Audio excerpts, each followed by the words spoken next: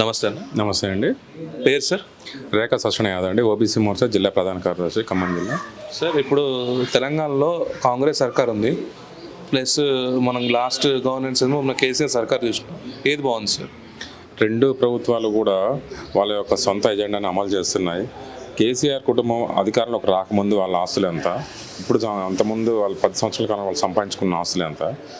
రేవంత్ రెడ్డి గారు ముఖ్యమంత్రి అయినాక ఆయన సీటు కాపాడుకోవడం సరిపోతుంది. ఆ రోజు 6 గ్యారంటీలు, 420 హామీస్ అని చెప్పేసి అధికారంలోకి వచ్చారు. వచ్చినప్పటి నుంచి ఇప్పటివరకు ఒక్క రైతుకు కూడా రైతు రుణమాఫీ అనేది జరగలేదు. వారికి కేవలం ఒక మహాలక్ష్మి బస్ పథకం ఒకటి మాత్రమే అమలవుతుంది. మిగిలిన సంక్షేమ పథకాలకి ఎక్కడ కూడా డబ్బులు లేవని చెప్తున్నారు రేవంత్ రెడ్డి గారు. మరి హామీలు ఇచ్చే మంగటే ఉండాలి కదా. సో అలాగే హామీలు ఇచ్చేటప్పుడే చూసుకొని మాట్లాడాలి, అంతేగాని అధికారంలోకి వచ్చినాక ఒక మాట, అధికారంలో రాక ఒక మాట అనేది ఉండకూడదు. ఎప్పుడైనా ఒక మాట ఇచ్చినాడు ఆ మాట కట్టుబడి ఉండాలి. అట్లా అయితేనే మాట ఇవ్వాలి. 46 సుదీర్ఘ కాలంలో బీజేపీ సాధించిన విజయాలేంటి? మీరు చాలా మంచి క్వశ్చన్ అడిగారండి. ఆనాటి కాంగ్రెస్ ప్రభుత్వంలో 1952-53 జనసంఘ్ నుంచి కాంగ్రెస్ పార్టీ చేస్తున్న అరాచకాల నుంచి బయటకు వచ్చేసి బీజేపీ జనసంఘాన్ని ఏర్పాటు చేయడం జరిగింది. అది 1980లో భారతీయ జనతా పార్టీ రూపాంతరం జరిగింది. ఈరోజు దాదాపుగా 19 రాష్ట్రాల్లో బీజేపీ అధికారంలో ఉందండి. బీజేపీ అంటే భారతీయ జనతా పార్టీ, దీనిలోనే భారతీయత ఉంటుంది. ప్రజల గురించి ఆలోచించే పార్టీ అంటే భారతీయ జనతా పార్టీ. అవినీతి రహిత, బంధుప్రీతి రహిత పరిపాలన అంటే కేవలం బీజేపీతోనే సాధ్యం. మిగిలిన చోట మిగిలిన ప్రధానమంత్రి కానీ లేదంటే ముఖ్యమంత్రులు కానీ వారి యొక్క వ్యక్తిగత ఆస్తులు వృద్ధి చేసుకోవడానికి పదవుల్లోకి వస్తారు. కానీ భారతీయ జనతా పార్టీలో ఈ రోజు కూడా గత 11-12 సంవత్సరాలు బట్టి పరిపాలన సెంట్రల్ గవర్నమెంట్లో కానీ ఒక అవినీతి ఆరోపణ లేదు. అంతకుముందు చేసిన బీజేపీ ముఖ్యమంత్రులు కూడా ఎక్కడ కూడా అవినీతి అనేది లేదండి. ఇప్పుడు 45 సంవత్సరాలు ఒకటే ఎజెండాతో వెళ్తుంది, హిందుత్వ అండ్ జాతీయవాద, సంస్కృతి జాతీయవాద కిందనే వెళ్తుంది. ఇప్పుడు ఈ 45 సంవత్సరాల్లో ప్రజలు ఎలా యాక్సెప్ట్ చేస్తారు వీళ్ళ సిద్ధాంతాన్ని, బీజేపీ సిద్ధాంతాన్ని? ఈ మన సనాతన ధర్మమే కావచ్చు కానీ ఈ జాతీయవాదాన్ని కానీ, ఇది రూట్స్ వరకు వెళ్ళినాయా? ఈ రోజున ప్రజలందరూ కూడా వాస్తవంగా మన చరిత్ర అనేది మరుగున పడిచారండి. అసలు మన జాతీయత భారతీయ మూలాలు అంటే భారతదేశంలో ఉన్నాయి. కానీ మన పుస్తకాల్లో అయితే అండి మొఘల్ చక్రవర్తులు ఏంటంటే మిగిలిన బ్రిటిష్ వాళ్ళ గురించి అయితే అన్ని రాశారు. మన చరిత్రను వక్రీకరించడం జరిగింది. ఇప్పుడిప్పుడే సోషల్ మీడియా అయితే అండి, ఫేస్బుక్, వీటి వల్ల మన యొక్క వాస్తవికత అంతా బయటకు వస్తుంది. ఈ మన దేశం గురించి చరిత్ర అంతా కూడా అసలు యాక్చువల్ లండన్ లైబ్రరీలో ఉన్నాయి. ప్రజలందరూ కూడా ఇప్పుడిప్పుడు తెలుసుకుంటున్నారు. మొదటి నుంచి మనకి హిందుత్వం అని ఉంది, కాకపోతే చరిత్ర అనేది మరుగున పడ్డది. దాన్ని బయట తీసడానికి భారతీయ జనతా పార్టీ తీసుకొని వస్తుంది. ఈరోజు జనాలు కూడా అందరూ ఎడ్యుకేట్ అవుతున్నారు. కాంగ్రెస్ పార్టీ చేసిన అకృత్యాలు ఏంటి, అంతకుముందు చేసిన మొఘలు అయితే ఏంటి, అంతకుముందు చేసిన బ్రిటిష్ వాళ్ళు అయితే మన యొక్క చరిత్రను మరుగున పడేశారు. ఇప్పుడిప్పుడే భారతీయ జనతా పార్టీ అందరం కూడా ఈ మన యొక్క హిందుత్వ మూలాలను తీసుకొని వస్తున్నారు. పార్టీ అభివృద్ధి చేయడంతో పాటు మన హిందుత్వాన్ని కూడా నిలబెడుతుంది. ఓకే, ఇప్పుడు గ్రామీణ అభివృద్ధి కోసం బీజేపీ ఏం చేసిందంట? ఇది ఇంకా చాలా మంచి క్వశ్చన్ అండి. ఇది ఎక్స్ట్రాడినరీ క్వశ్చన్ కూడా. ఈ రోజున ప్రతి తండాలో కూడా రోడ్లు వేసింది సెంట్రల్ గవర్నమెంటే అండి. గత 10-12 సంవత్సరాల బట్టి కూడా మారుమూల గిరిజన ప్రాంతాలకి హైవేలైన తర్వాత సంగతి, అసలు గిరిజన ప్రాంతాల్లో కూడా రోడ్లు వేసింది నరేంద్ర మోడీ గారి ప్రభుత్వం అండి. వ్యక్తిగత మరుగుదొడ్లు కట్టించింది నరేంద్ర మోడీ గారు అండి, సెంట్రల్ గవర్నమెంట్ అండి. నెక్స్ట్ వచ్చేసి ఇవాళ రేషన్ బియ్యం కూడా ఇచ్చేది మోడీ గారు అండి. రైతులకి కిసాన్ సమ్మాన్ కింద ప్రతి 6 నెలలకోసారి అమౌంట్ వేస్తున్నారు మోడీ గారు. రైతుల కోసం చాలా చేస్తున్నారు. అట్లా ప్రతి పల్లెటూరులో కూడా మోడీ గారు చాలా గొప్పగా అసలు రాష్ట్ర ప్రభుత్వాలు ఏం చేస్తున్నారంటే సెంట్రల్ గవర్నమెంట్ ఇస్తున్న నిధుల్ని వీళ్ళు సొంతానికి వాడుకొని వేరే డైవర్ట్ చేస్తున్నారు.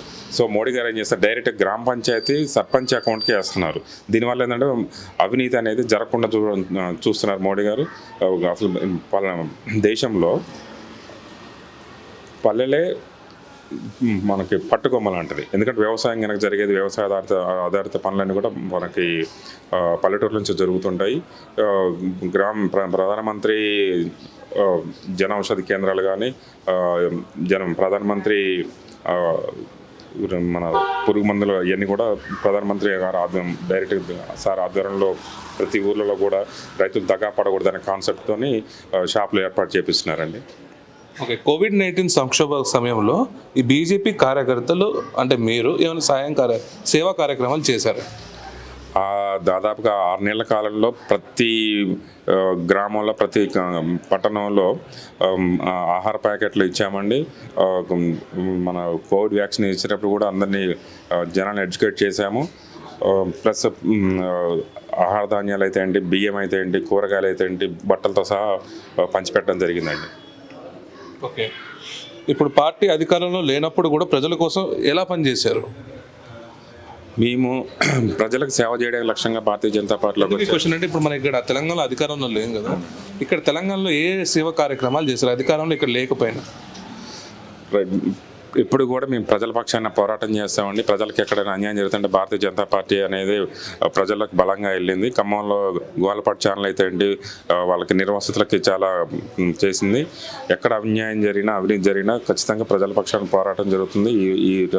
ఈ క్రమంలో భారతీయ జనతా పార్టీ మీద కార్యకర్తల మీద చాలా కేసులు పెట్టారు. ఆయన అక్రమ కేసులకు ఈరోజు కూడా భయపడలేదండి. భయపడడం కూడా ప్రజల కోసమే బీజేపీ పార్టీ పనిచేస్తుందండి. మాకు వ్యక్తిగత ఎజెండా అంటూ ఏముండదు. ఖచ్చితంగా ప్రజల అభివృద్ధి కోసం, ప్రజల సంక్షేమం కోసం, ప్రజల కోసం పనిచేసే party Bharatiya Janata party. Party అధికారంలో ఉన్నా లేకపోయినా ప్రజల్ని ఎడ్యుకేట్ చేసుకుంటూ వాళ్ళకి కావాల్సిన వాళ్ళ సమస్యలను తీర్చుకుంటూ వాళ్ళ కోసమే మనం చేసే పార్టీ భారతీయ జనతా పార్టీ అండి. ఓకే అండి, ఇప్పుడు మీరు ఎన్ని చేశారంటున్నారు ఖమ్మం జిల్లాలో. ఈసారి కార్పొరేట్ ఎలక్షన్స్లో అయినా సరే, ఇప్పుడు స్థానిక సంస్థల ఎలక్షన్స్లో అయినా సరే బీజేపీకి ప్రజలు ఏమైనా పట్టం కట్టబోతున్నారా? ఖచ్చితంగా అవకాశం ఉందండి. జనాలందరూ కూడా లాస్ట్ టైం మనకి ఎలక్షన్స్లో మనకి 8 ఎంపీ సీట్లు, 8 ఎమ్మెల్యే సీట్లు వచ్చాయండి. ఒక 20 సీట్లు దాదాపుగా సెకండ్ ప్లేస్లో ఉన్నాము. ప్రజల ఆలోచన విధానం కూడా చాలా మారింది. ఈసారి గత 10 సంవత్సరాలు టీఆర్ఎస్కి ఇచ్చాము. అంతకుముందు 50-60 సంవత్సరాలు కాంగ్రెస్ పార్టీ పరిపాలించింది. వీళ్ళ పరిపాలన మనకు ఒరిగింది ఏమీ లేదు. ఈసారి అవకాశం బీజేపీకి ఇద్దామని అనే కాన్సెప్ట్లో ప్రజలందరూ ఉన్నారండి. ఎక్కడ ఏ నలుగురు కలిసినా ఈసారి తెలంగాణలో 28లో బీజేపీ అధికారం సాధించబోతుందని అందరూ అంటున్నారు. మాకంటే ఎక్కువ సాధారణ ప్రజలే చెప్తున్నారు ఈసారి మీ గవర్నమెంట్ వస్తుంది, ఈసారి మీ గవర్నమెంట్ వస్తుంది. చాలా సంతోషంగా ఉందండి. ప్రజలు కూడా ఏంటంటే వాళ్ళకి అర్థమైపోయింది గత 11-12 సంవత్సరాల బట్టి ఎటువంటి ఒక ఇష్యూ అంటే అవినీతి కానీ ఇంకేదైనా ఇష్యూ మీద సెంట్రల్ గవర్నమెంట్ మీద మంచి అభిప్రాయం ఉంది ప్రజలందరికీ కూడా. అట్లాంటి సుపరిపాలన డబుల్ ఇంజిన్ సర్కార్ అనేది తెలంగాణలో వస్తే చాలా బాగుంటుందనే ఉద్దేశంలో ప్రజలందరూ ఉన్నారు. కాబట్టి ఈసారి ఎవరు నిలబెట్టినా కానీ ఖచ్చితంగా భారతీయ జనతా పార్టీకి సంపూర్ణమైన మెజార్టీతో మద్దతుతో ఖచ్చితంగా తెలంగాణలో ఫామ్ చేస్తే ఇది నా విశ్వాసం కాదని ప్రజలందరి విశ్వాసం, మా విశ్వాసం కూడా. ఓకే అండి, థ్యాంక్ యూ.